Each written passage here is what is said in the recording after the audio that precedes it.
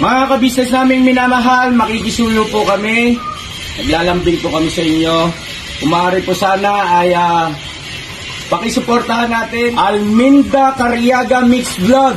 Alminda Cariaga Mix Vlog. Right? Alright! Bira! Bira!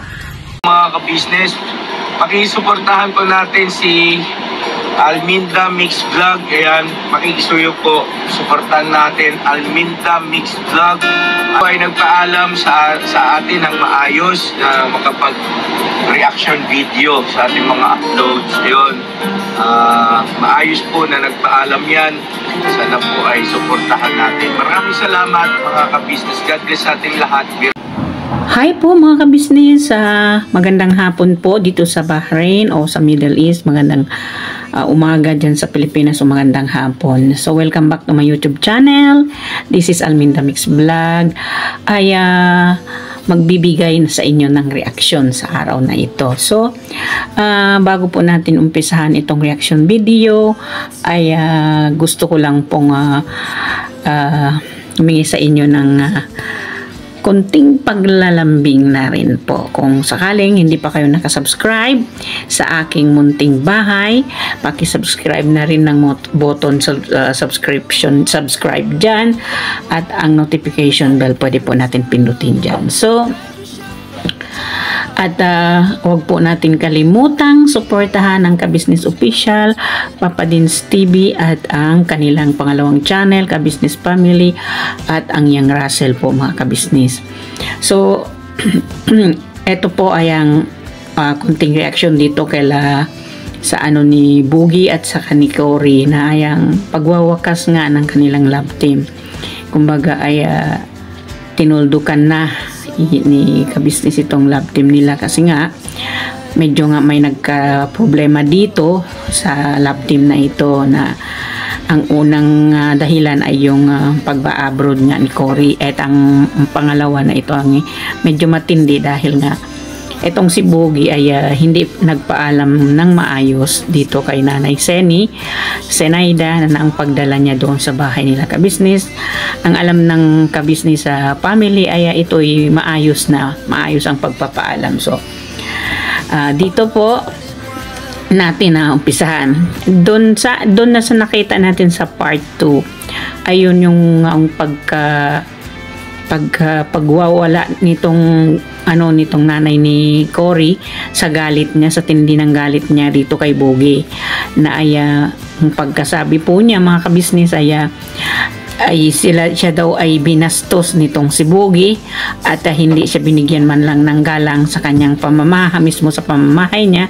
Kumbaga kinuha si Cory doon at hindi man lang nagsabi na sila ay pupunta doon, mayroon silang pupuntahan. So sa matinding galit nitong nanay ni Cory ay kung ano-ano na yung nasabi niya dito kay Cory sa harapan ni Boogie. So andun na nga tayo mga business, di ba? Ganun na nga din na siyempre nanay tayo, galit tayo sa pagkakamali ng ating anak. Pero ilagay rin naman po natin doon sa kumbaga sa level na huwag pagalitan yung yung anak sa harapan ng maraming tao, lalo na itong si Boogie ay nililigawan niya itong si Cory. Sa bagay, parang naging normal na po yan sa ating mga Pilipino na hindi natin iniisip na mapahiya yung anak natin. Kahit saan na lang ay kung basta magalit ka, pagalitan mo na lang ng basta at insultuhin sa maraming tao. Kumbaga hindi na natin naisip na kahit anak man natin yun, ay bigyan pa rin natin ng konting respeto, hindi ba mga ka-business, mga kapapi? So ito na nga nangyari doon sa part 2. Nakita natin ang pag-uusap nitong si Boogie at saka si Cory na yun nga, at nagtatanong itong si Boogie kung galit pa itong si Nanay Zenaida daw. Ang sabi ni Cory ay oo, galit pa si nanay. Dapat nga ba yung suyuin para magalit, para mawala yung galit at maghingi ng sorry. So Ito nga at lumapit dito kay Mr. and Mrs. Ka-Business si Boogie na humingi ng advice o tulong man lang kung paano siya makahingi ng pasensya dito sa nanay ni Cory. Kasi on that time na hinatid nila si Cory ay humihingi ng pasensya o paumanhin itong si Cory ay hindi pinapakinggan ng nanay ni Cory.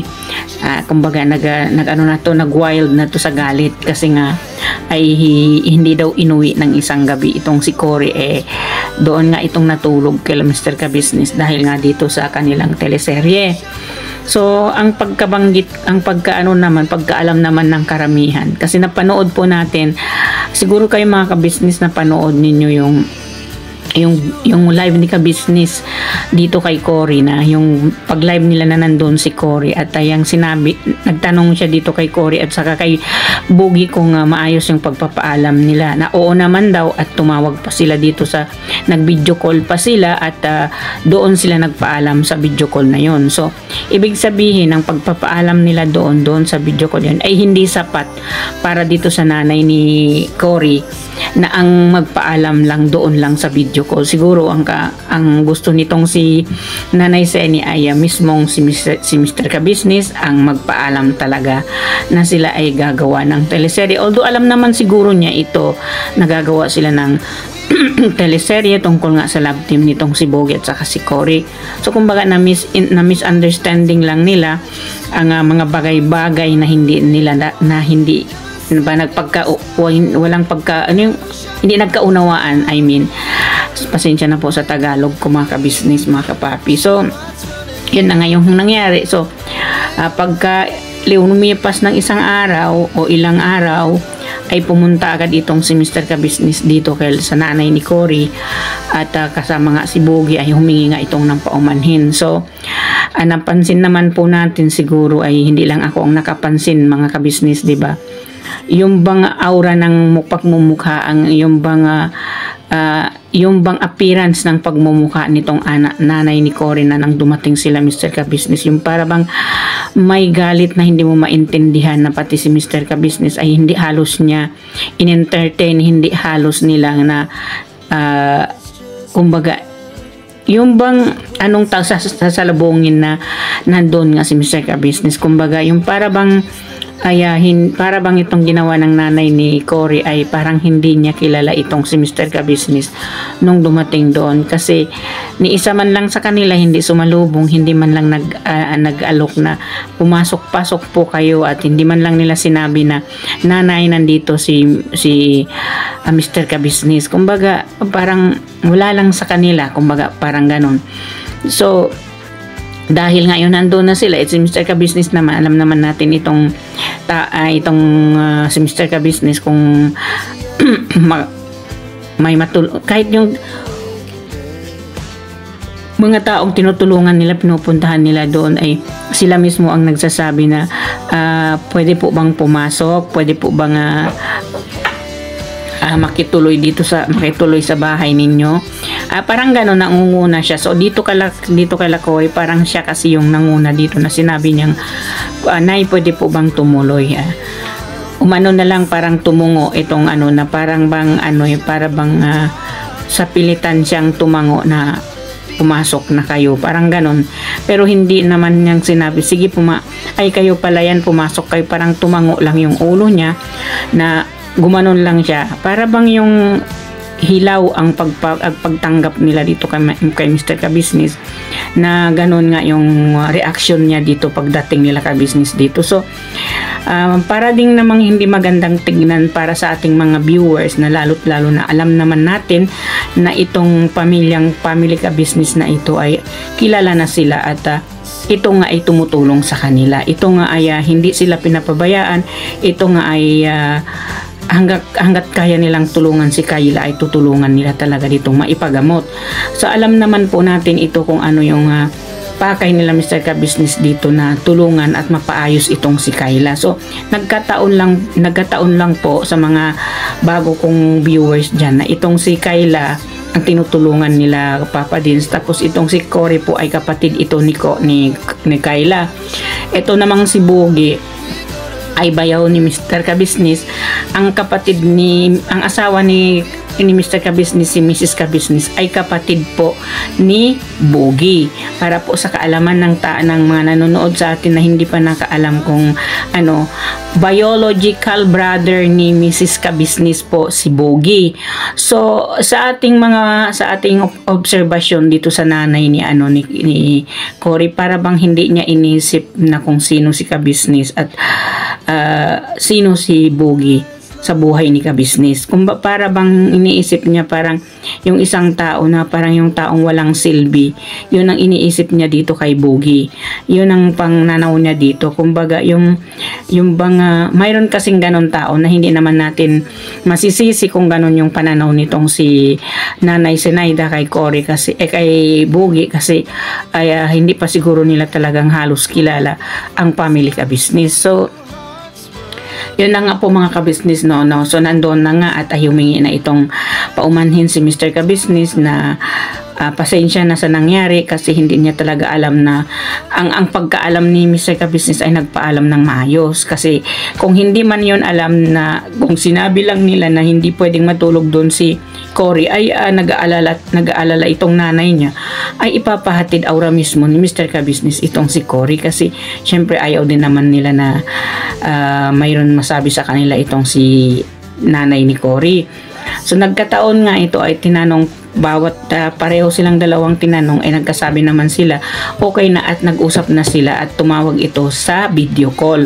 So panatag itong si Mr. Kabisnes na hindi yung parang yung okay at saka maayos yung pagpapaalam. So on that time na na-upload na nila yung part 2 ng teleserye ay nagulat itong si Mr. Kabisnes na ganun na lamang ang galit nitong nanay ni Cory. So kahit tayong mga nanonood hindi rin natin alam kung teleserye ba yun ay part 2 ba yun ng teleserye o ano ba yun. Bakit ang akala natin actingan lang yun na syempre maraming nagkokomento doon na ang galing daw mag-acting, ang galing ng ganito, ay hindi pala natin alam yun pala ay totoo na itong nanay ni Cory ay galit na galit dito kay Boogie kasi nga daw ay hindi nagpaalam ng maayos. Para daw siyang ibinastos, para daw siyang hindi iginalang ni Boogie. At ito pa yung pagkasabi niya na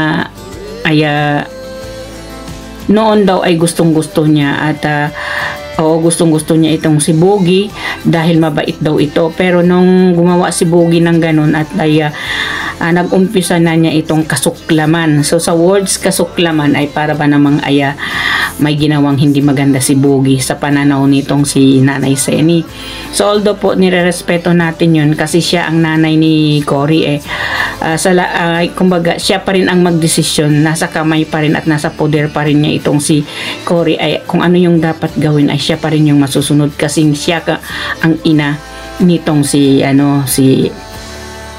Cory. Wala tayong magagawa doon. Wala tayong puwersa doon kung ano yung dapat i-desisyon ng nanay nitong si Cory kasi anak niya si Cory nandyan sa poder niya. Pwede niya yung gawin kahit ano, pakialaman kahit ano kasi nandyan nga yan sa poder niya. At lalo na mga kabisnes, mga kapapi, alam natin itong si Cory ay breadwinner sa pamilya niya.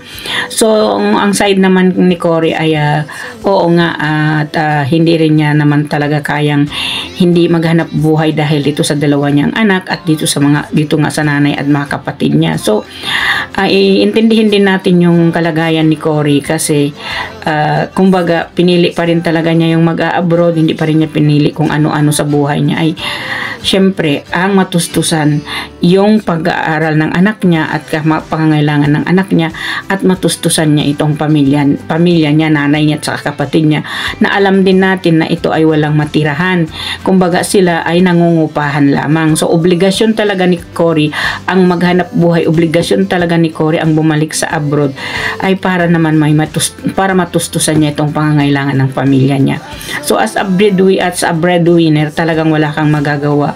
Talagang ipursige mo, talagang gawin mo yun dahil sa pamilya mo yun. So on that side naintindihan natin si Cory kasi tayo naman nandito naman tayo sa ibang bansa na kumbaga we are doing our best for our family na bagamat ganon din itong si si Cory.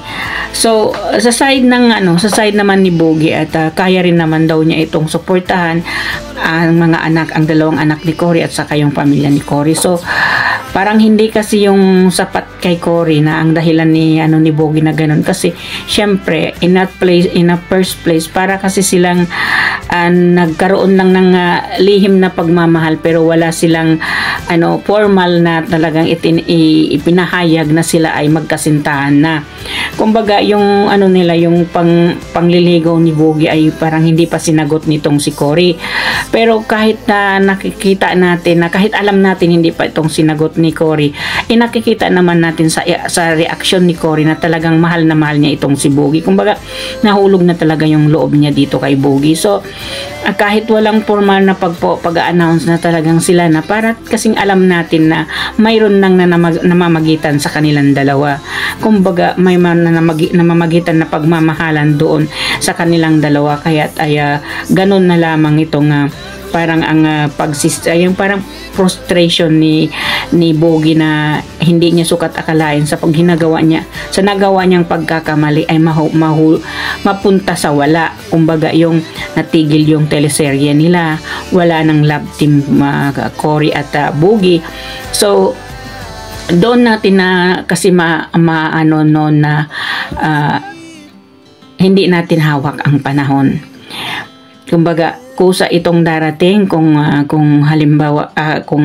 halimbawa man ay sa ganitong sitwasyon katulad ni Bogey at saka ni Cory, ay hindi po natin hawak yon. So kung sa mga komento ng mga tao ay kumbaga ang pumasok na kontrabida itong nanay ni Cory, ay nasa sa inyo po yung opinion mga kabisnes, kasi bilang isang nanay ay talagang mag-aalala ka sa anak mo na kahit naman nasabihin natin na syempre marami tayong nababasa na nagsasabing ay hindi na itong nasa tamang edad na itong si Cory, hindi na siya minor, at bakit pa kailangan na higpitan ng nanay niya, may anak naman na itong dalawa, bakit kailangan pang istriktuhan nitong ng nanay niya sa ganitong edad na.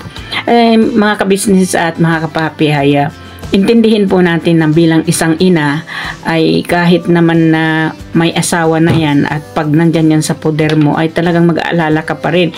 Kahit naman wala sa poder mo yan, aalalahanin mo pa rin yan kasi anak mo yan eh.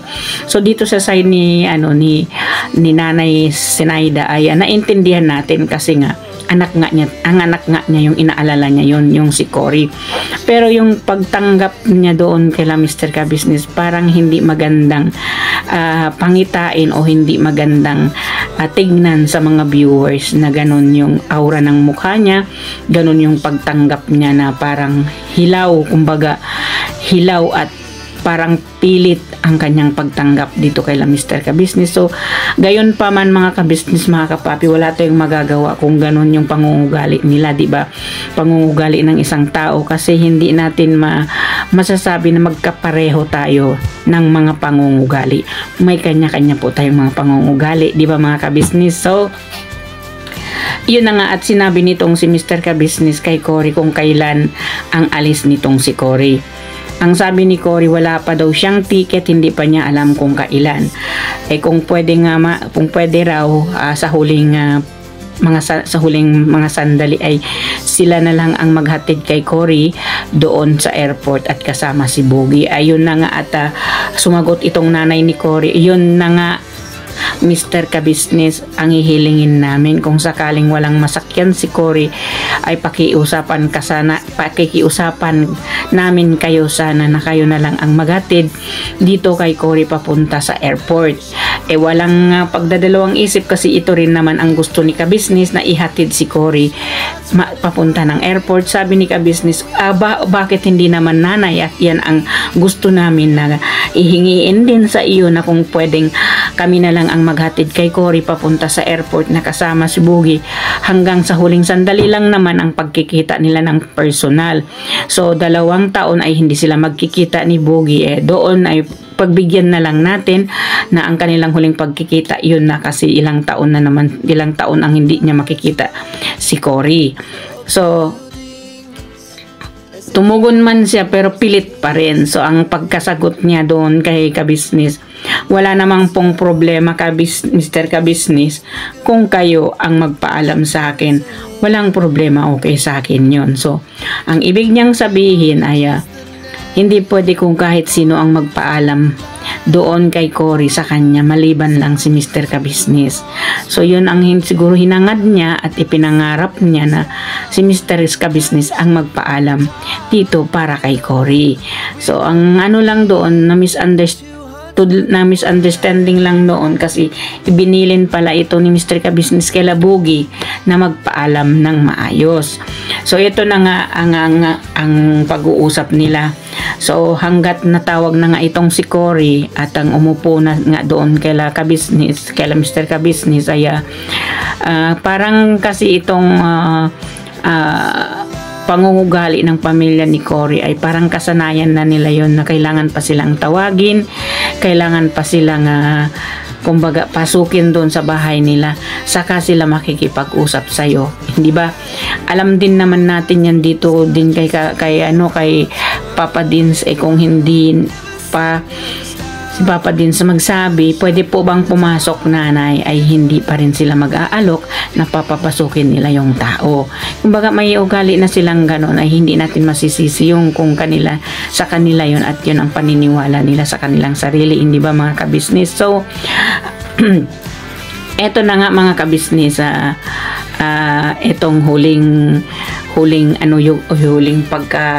pag-uusap ni Bogie at saka ni Cory at ang iyak ni Cory dito ay hindi basta-basta, hindi ba mga kabisnes, kasi yung bang parang may pinanghuhugutan itong iyak ni Cory dito, ay nakikita naman po natin at napipil din po natin na ito ay napamahal na siya kay Bogie. Kumbaga mabigat na sa kalooban niya ang umalis kasi yun na nga, nandyan si Bogie na kumbaga napamahal na siya dito. So ang pagkasabi nga niya dito kay Bogie, kung matatandaan po natin ang sinabi ni Bogie noon kay Cory ay salamat sa lahat at salamat sa naging parte ka dito sa buhay ko o naging parte ka ng puso ko. So kumbaga yung parang para bang namamaalam itong si Bogie na kumbaga parang ang style doon yung para bang i-lost communication na talaga sila sa words ni Bogie doon. Kumbaga ay thank you sa lahat at thank you sa naging nakilala kita at thank you sa thank you sa naging parte ako ng puso mo o parte ka ng puso ko. Kumbaga ba sa kanta ay thank you for loving me, thank you for the good times, thank you for the memories, thank you for giving me your love, and thank you for always be there to me, and thank you for loving me. Kumbaga parang ganun itong kay Bogie. Pero ang sagot naman kasi ni Cory dito sa sinasabi ni Bogie ay yung pagkasabi niya na doon na yung hugot ba niya na napaiyak itong si Bogie, napaluha itong si Bogie sa sinabi ni Cory na sana kahit nandun na ako mag-uusap pa rin tayo kasi kailangan ko nang may kausap pag nandun na ako. Yun ang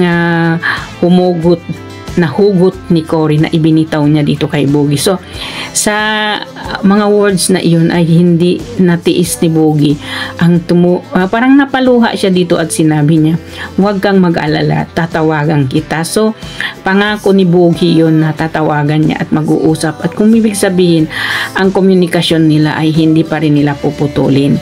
Ayun ang hingi ni Cory kay Bogie, at ang isa pang hingi niya kay Bogie, kung talagang mahal mo ako, kaya mong mag-antay ng 2 taon at sana antayin mo ako matapos yung 2 taon. Kumbaga ang sinasabing ibig sabihin ni Cory, kahit anong pa man ang mangyari, basta't antayin mo ako sa 2 taon na yun.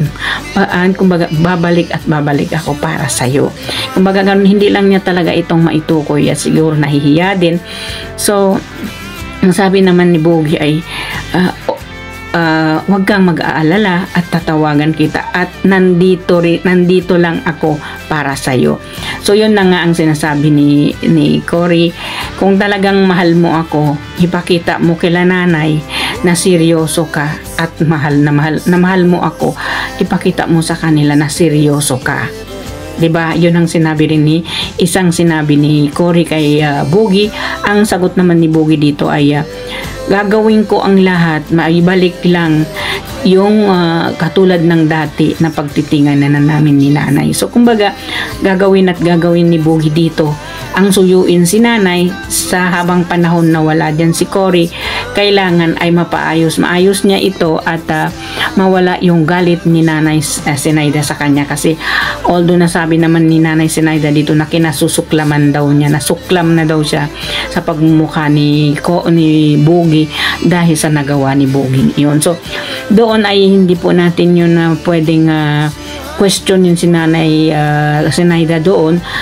Karapatan po niya yung magsalita ng ganon kasi siya ang nasaktan bilang ina ni Cory na alamdaman niya na si Boogie ay nanliligaw dito kay Cory, kaya napagsalita siya ng ganon na salitang ganon na kinasusuklaman niya. Parang nasuklam na raw siya dito kay Boogie dahil doon sa hindi pagpapaalam. Siyempre natural, doon mapasok na rin yung takot doon dito kay nanay Seni dahil ang akala niya kasi ay mawawala na sa kanya si Cory, na alam naman natin si Cory ay ang breadwinner, ang namumuhay dito sa pamilya niya.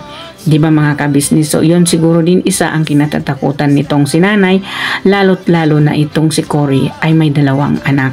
Di ba? So yun nga ang sabi ni Mr. Kabisnes na parang huwag sumaalanganin dito sa sitwasyon. Kailangan pag-isipan at kailangan pag-aralan. So at sinabi ni Mr. Kabisnes, kung talagang mahal mo si Cory, suyuin mo si nanay.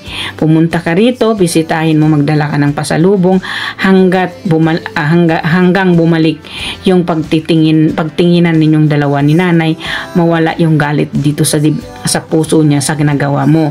So yun na nga mga kabisnes, diba? So hanggang dito na lang po ang ating reaction video. Sana po na nagustuhan ninyo ang aking reaction video, kasi alam po naman natin na ang tandem na ito, ang love team na ito ay nagwakas na po. Wala ng Corgi na love team na makikita natin sa teleserye. Ang huli natin sigurong makitang magkasama si Boogie at saka si Cory dito sa paghatid kay Cory sa airport. Ito po ang huli nating makikita na magkasama sila. So mga kabisnes, mga kapapi dyan, please don't forget to subscribe Kabisnes Official, Papa Dins TV at Kabisnes Family at ang Yang Russell po at ang lahat ng aking mga Cory actors katulad ni Taong Gala Vlog, Analisa Reality TV, Anime Reactors TV, Kalingap Turak Vlog, Ma'am Place Channel at PLC Katangay Vlog at ang inyong lingkod Alminda Mix Vlog. Huwag ninyong kalimutan i-subscribe. So hanggang dito na lang po. May Allah bless us all. Magandang hapon dito sa Bahrain, magandang umaga o magandang gabi dyan sa atin sa Pilipinas. May Allah bless us all at bye-bye po. So panoorin po natin ang ibang bahagi nitong madamdamin at emotional na paghihiwalay ng Corgi. Hindi ibig sabihin yung hiwalay, yung love team lang po ang nawala doon. Bahala na silang Boogie at saka si Cory kung anong pinag-usapan nila, kung i-continue nito nila na maging long distance relationship muna sila at mag-antayan kung talagang mahal nila ang isa't isa. Hindi maghahanap ng iba, mag-aantayan silang dalawa. So good luck sa both of you. Boogie, gawin mo ang lahat para mapalambot ang puso nitong si Nanay Zenaida. At ikaw Cory, good luck sa pag-abroad mo. Sana ay patnubayan ka ng Panginoon na mapunta ka sa magandang amo tulad namin. So bye-bye po. Bira banat lang mga kabisnes. So panoorin po natin. Wala na po ako dyan ha. Tatanggalin ko na ang aking mukha. Dyan sila na lang ang papanoorin natin mga kabisnes. Okay? So, yun po. So, panoorin natin ang ating dating nagmamahalan sa Tambalang Cory at Boogie. Alam po naman natin mga kabisnes na minahal na natin ang tambalang ito, pero wala tayong magagawa. Tayo yun talaga ang sinasabi nila, nagkatagpo pero hindi tinadhana. Pero wala pa ha, hindi ko pa sinabing hindi sila tinadhana. Malay natin pagbalik ni Cory ay kasalan na, di ba? So bye-bye po sa ulitin. Panoorin po natin mga kabisnes. Basta pag may problema ka, dito lang ako.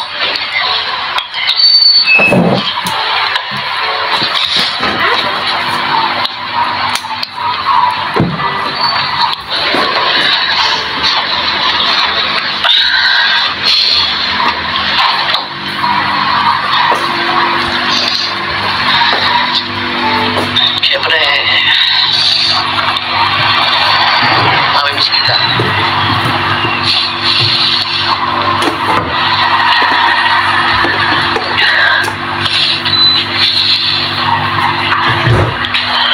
Ingat ka lang ha. Nandito lang ako.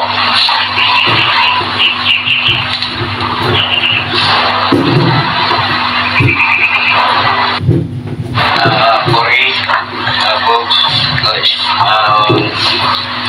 alam kong merong namuusok ka na pagtitinginan, pagmamahalan, pero para sa akin, payo bilang isang kuya, kung talagang kayo darating ang panahon, kayo pa rin naman, di ba na ito? Importante siguro ay suportahan ninyo ang isa't isa. Nawain si Cory. Kailangan niyang gawin eh. Yun ang kanyang naiisip na paraan para sa kanilang mag-anak. At dapat natin respeto yun. Igalang natin. Ngayon, pagdating ng araw, 2 years, ano ba naman yung 2 years? Makabilis lang yung kung tutuusin. Diba? Lulubin ng Panginoon Diyos, kayo pa rin talaga. Walang problema, di ba, Nay? Wala. Pagbigyan mo na siya, pagdating after 2 years, kung wala siyang makilalang, di ba, ganun ka rin. Hindi, maligaw ka ulit. Kung hindi kaya, pwede niyo namang ituloy ang inyong komunikasyon, di ba, Nay, no? Sa pamamagitan ng tawag-tawag, kumustahan. Kasi hindi mabuti, Bogs, kung alimbawang ikaw yung magiging dahilan para hindi naman matupad yung pangarap ng isa. Kasi pangarap niya yan eh. Diba? Pangarap niya makapagtrabaho sa ibang bansa. Pinaghirapan niya, pinagsikapan niya yan. So para sa akin, kung ako nasa katayuan mo bilang lalaki, supportahan mo na lang. Masakit kung sa masakit, kaya lang yun ang katotohanan eh. Kasi makakati mo ba na hindi yan matuloy, ikaw magiging hadlang nung pangarap niya. Tanong, ano naman ang magiging kasiguraduhan na maging maayos ang inyong magiging buhay? Halimbawa, naging mag-asawa kayo, lalo pa ganyan si nanay, uupa rin yan, Bogs, uupa rin. Naiintindihan ko si nanay, ang magulang talagang ganun, Bogs. Pero hindi yan habang buhay, di ba, Nay, no? Darating din ang panahon, unti-unti, mawala, maunawaan, ganun lang yan. Pero yung bibiglain ko, malabo siya sa baunang posisyon, Bogs, lalo yung magagaling sa iyo. Kaya yung bibiglain mo. Parang ipinipilit mo yung gusto mo na antimano agad-agad, mapatawad ka, mali yun. Hayaan mong panahon ang maghilom, no?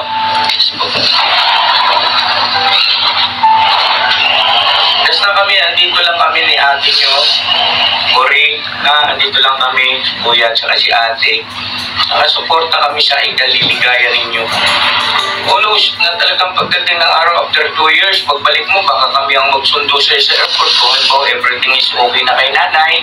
Di ba, Nay, no? Kasama namin si nanay. Nay, siyempre mabalita man yan ni nanay. Business, balik na si Cory, ganitong sa balik. Talaga, Nay, pwede ba kami sumama? Sunduin sama si Boogie. O pag umuwi si nanay, bakit hindi? Di ba? request ng mga viewers natin. Alam kong hindi nyo gusto yung nangyari. Kaya lang nangyari kasi. At sa bawat pangyayari, meron talagang konsekwensya na kailangan mong harapin. Na hindi mo pwedeng baliwalain. Kung talagang totoo ang pagmamahal mo kay Cory, nakakasa ka mag-antay. Diba? Eh ano ba naman yan 2 taon? Meron bang ano sa totoong pagmamahal? Meron bang limitasyon sa totoong pagmamahal? Diba wala naman?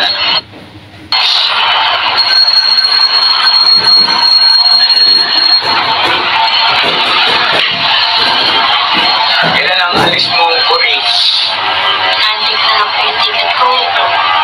Hindi ko po alam kung, pero ito po yung February. Hindi ko lang po alam kung anong exact date. O pwede ba kung sakaling dumating yung araw na ikaw ay sasakay na ng aeroplano, may hatid naman lang namin sa airport? Yun nga po ka-business sasabihin ko.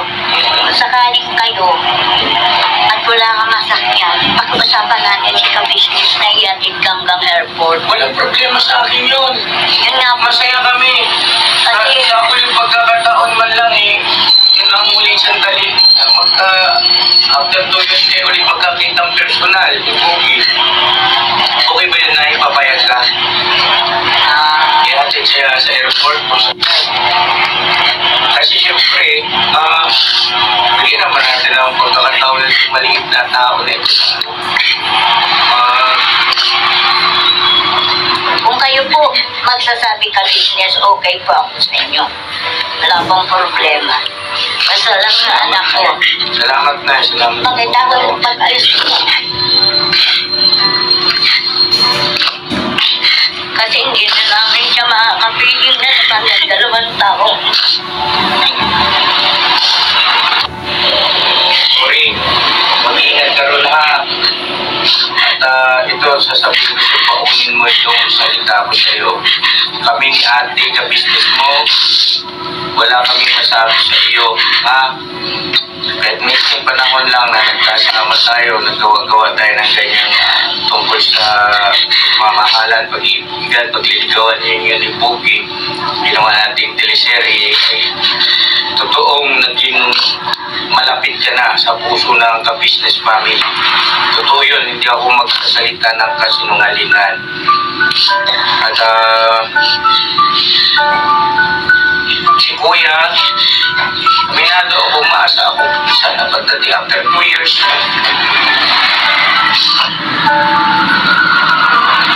Sana after 2 years, tapos yung kontrata mo roon.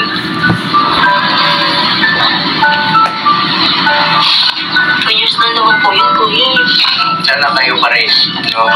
Sa akin po kasi kung talagang seryoso naman po siya, willing naman po siya mag-antay. Basta, patanayan niya lang din po kay nanay na dapat po talaga siya tsaka seryoso. Yun lang naman po yung gusto ng nanay ko.